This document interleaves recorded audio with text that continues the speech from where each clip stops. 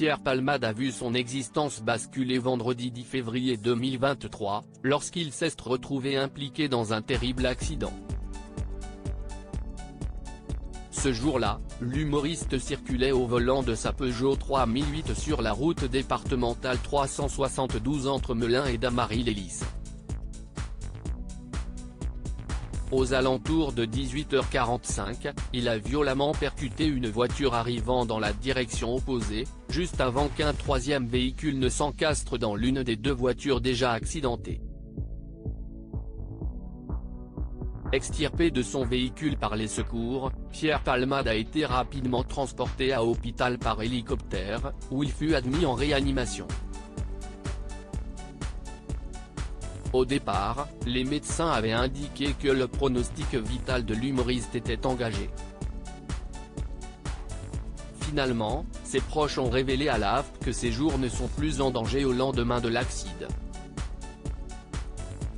Malheureusement, la femme enceinte percutée par le comédien au volant de sa voiture a perdu son bébé suite au choc.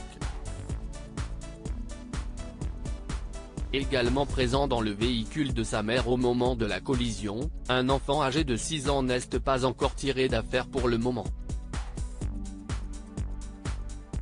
De son côté, le parquet de Melun a ouvert une enquête pour homicide et blessures involontaires ayant entraîné une incapacité totale de travail supérieure à 3 mois, par conducteur sous l'emprise de produits stupéfiants, car l'analyse toxicologique de Pierre Palmade a prouvé que l'acteur avait consommé de la cocaïne avant de prendre sa voiture.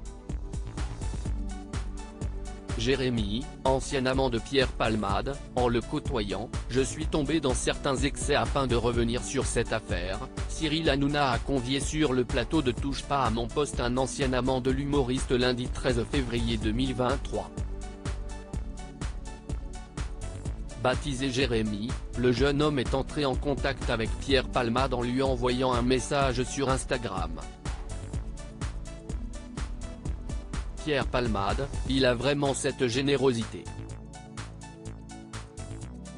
Si est quelqu'un qui est profondément humain. On s'est vu, on s'est revu, et après, il y a une passion qui est née. On a vraiment eu quelque chose. On se confiait l'un à l'autre. Je savais quand il allait mal, a souligné l'ancien amant du comédien. Jérémy a aussi précisé qu'ils ne vivaient pas ensemble, même s'ils se voyaient régulièrement. On a toujours gardé cette liberté. J'étais conscient de ce que je faisais, mais si est vrai qu'en le côtoyant, je suis tombé dans certains excès. C'était plus d'alcool, essayer la cocaïne.